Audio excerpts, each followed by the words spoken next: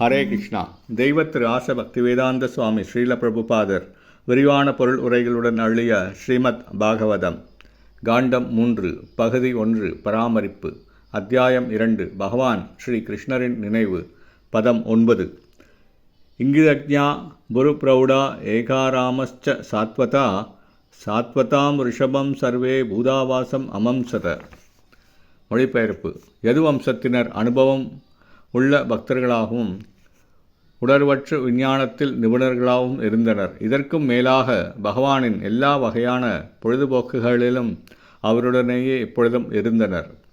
இருப்பினும் எல்லா இடங்களிலும் வாழும் ஒரு பரம்பொருளாக மட்டுமே அவரை அவர்களால் அறிய முடிந்தது.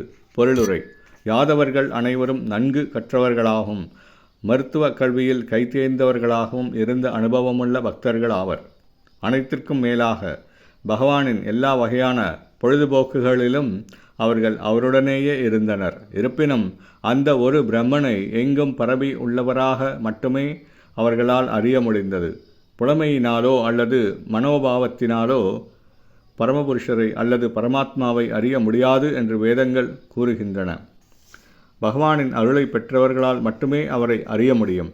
யாதவர்கள் அசாதாரணமான கல்வியையும் அனுபவத்தையும் பெற்றிருந்த போதிலும் பகவானை அவர்கள் எல்லோர் இதயங்களிலும் வாழ்பவராக மட்டுமே காண முடிந்தது. அவர்தான் முழுமுதற் கடவுள் என்பதை அவர்களால் புரிந்து கொள்ள முடியவில்லை. இந்த அறிவு பற்றாக்குறைக்கு அவர்களது குறையுடைய புலனையும் துரதிருஷ்டமும் தான் காரணம்.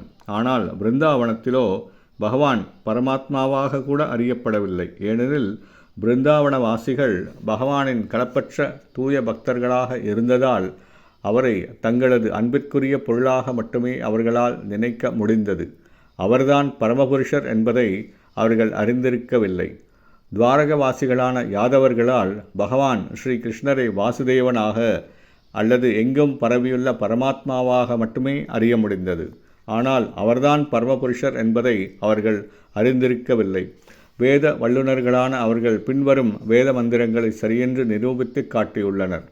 யாதவர்கள் பகவான் ஸ்ரீ கிருஷ்ணரை தங்கள் குடும்பத்தில் அவதரித்த பரமாத்மாவாக ஏற்றுக்கொண்டனரே அன்றி அதற்கும் உயர்ந்தவராக அல்ல.